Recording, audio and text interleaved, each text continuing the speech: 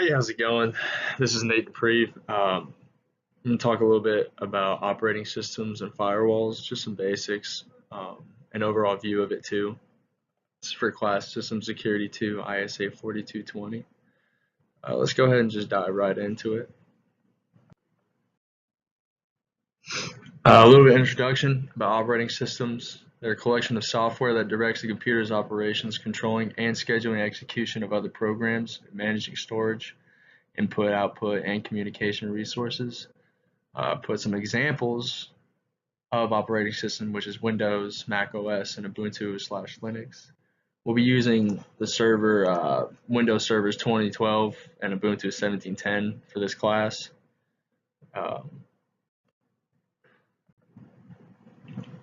Firewalls. Firewalls are an integrated collection of security measures designed to prevent unauthorized electronic access to a network computer system.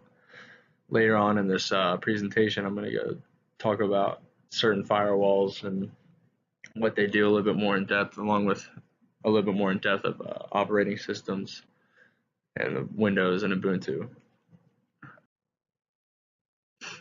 Windows operating system was first revealed in 1985 from Microsoft.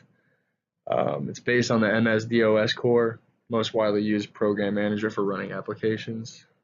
It's on every desktop, Windows 10 is the most common one used for any new laptops for PC. It manipulates overall desktop publishing operations, allocates memory locations to data and other computer programs, also performs the hardware and software diagnosis to detect faults and errors, and it provides a graphical user interface. What a GUI is, it supports many peripheral devices.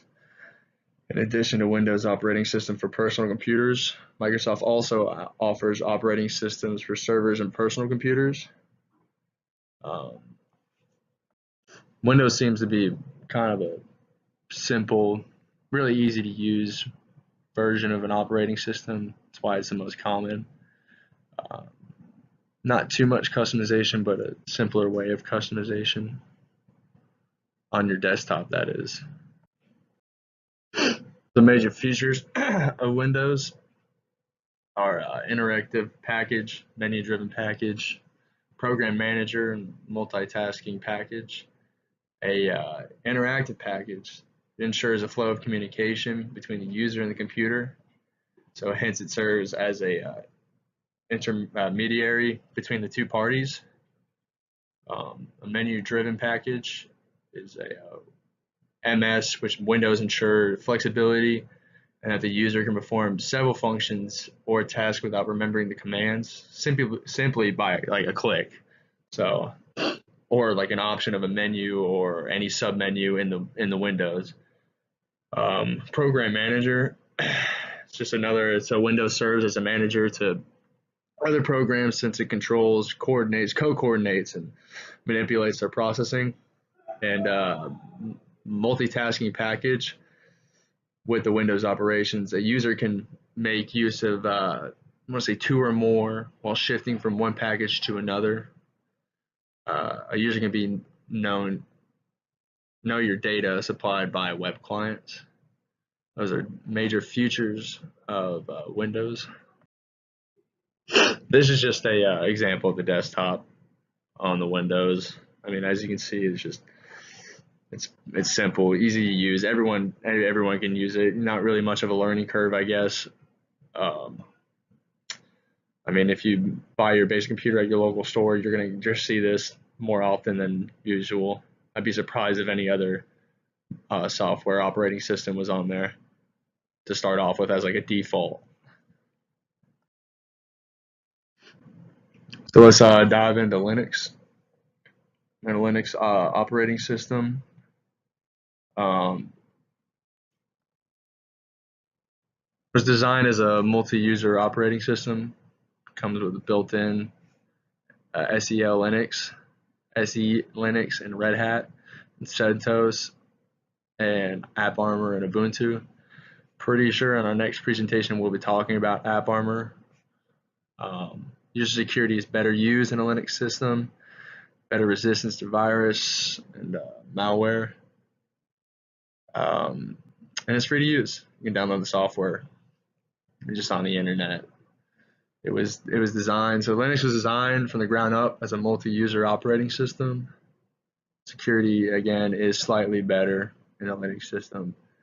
Better separation between administrator users and unprivileged users, so making it harder for intruders or any hackers to go ahead and try to attempt to break into the operating system.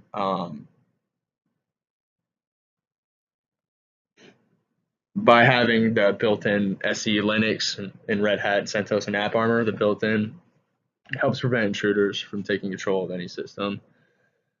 And like I said, Linux is a free system. You can use it and download it from just anywhere on the internet. It's also very good for customization. Like Ubuntu is very well recommended. Again, here's just another version of here's the desktop of a Linux. As you can see, there's just same stuff, just settings and videos. It looks like you have your web browsers on the left side. Terminals, what I remember using for my NetLab that we always use, SecLabs and all that stuff.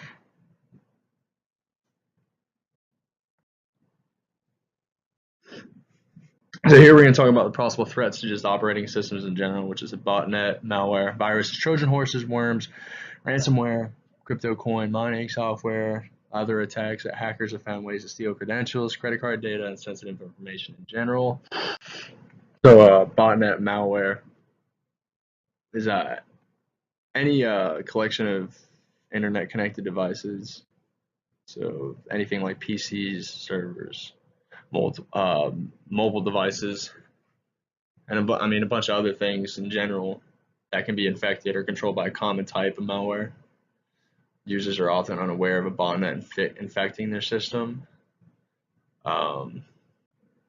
Viruses, Trojan horses, and worms.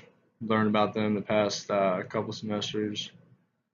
Trojan horses are like they're known to create a backdoor in a computer that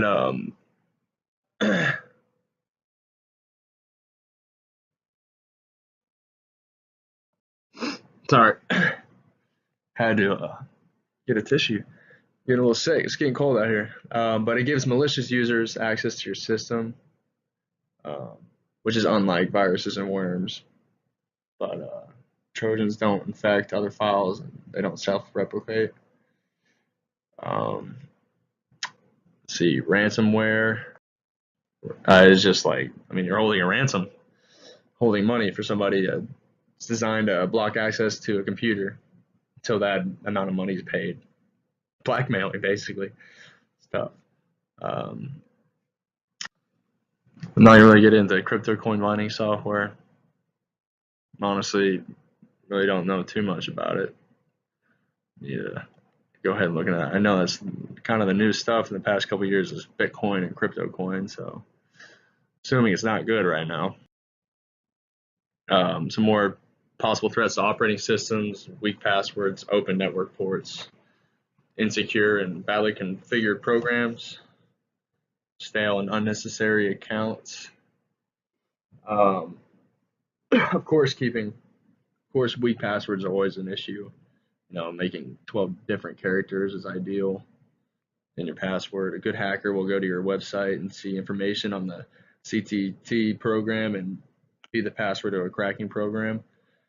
Also, don't use very similar passwords for all your accounts. It's never smart to do that. Again, if a cracker breaches any system through passwords guessing that, then they can install Trojan server for SSH or FTP or anything of that sort. Open network ports. Every account on a system is a path for a cracker. Linux default softwares and servers that are not necessarily secure. Make sure to choose the software you want. Insecure, badly configured programs. PHP, FTP, NFS. These are insecure programs, they're default programs on Linux. Many programs are secure only if properly configured. common for SYS admins to configure them improperly. Know your data. Implement rings of security. And I mean, if you're running a business and if you're working in a business, don't keep your client confidential data on a web server. Never really smart. Moving on about some firewalls. Firewalls, anything hardware, software, or combination of the two that can filter the transmission of packets of digital information as they attempt to pass through an interface between networks. They perform two basic functions: packet filtering, which is determining whether to allow or deny the passage of packets of digital information based on established security policy rules, and application proxy, providing network services to users while shielding individual host computers. This is done by breaking the IP flow. From what I've read, what I've learned in the past couple years, and this year actually I have a class with Green on firewalls and VPNs, that a good analogy for firewall is like a office tower security guard. All personnel, use the example, all personnel must enter and leave their designated entrances. Individuals wearing a green ID card go through the checkpoint without signing in. I mean, it's just basically letting everything in and out. Firewalls let everything in and out. It's just the director of traffic. Not necessarily the director of traffic, but the security guard. You gotta let the good and the bad go in and out, you know.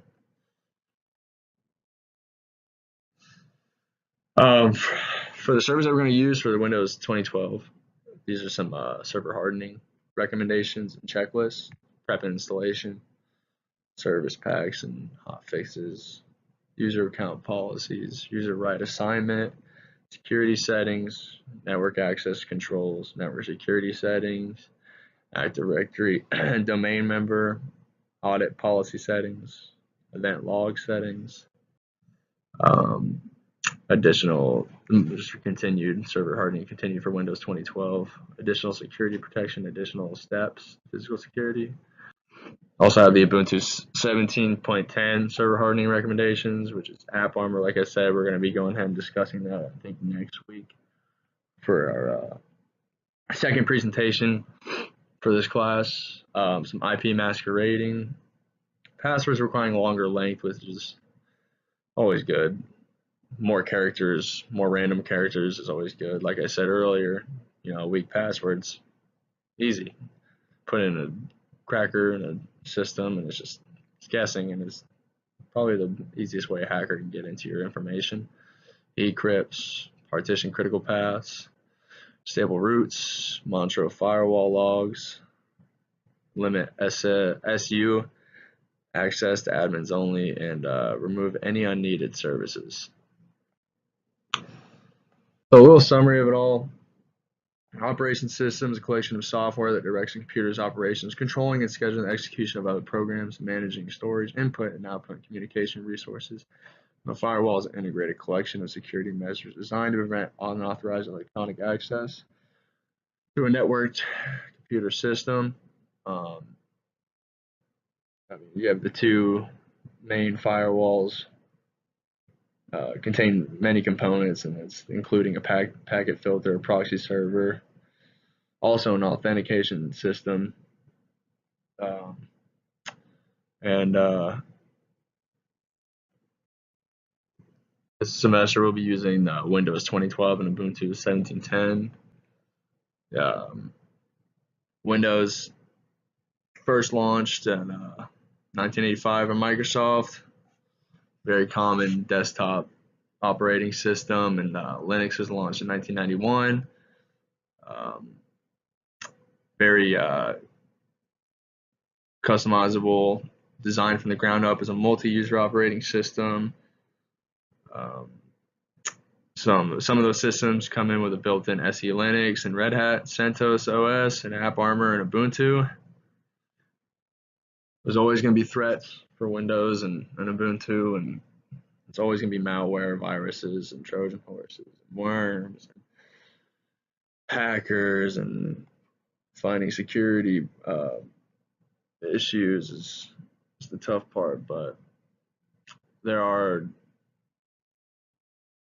many ways to keep your operating system secure, and firewalls are definitely a help. Here's my sources, by the way. But thank you for paying attention to my presentation, and that's all I got for you this week.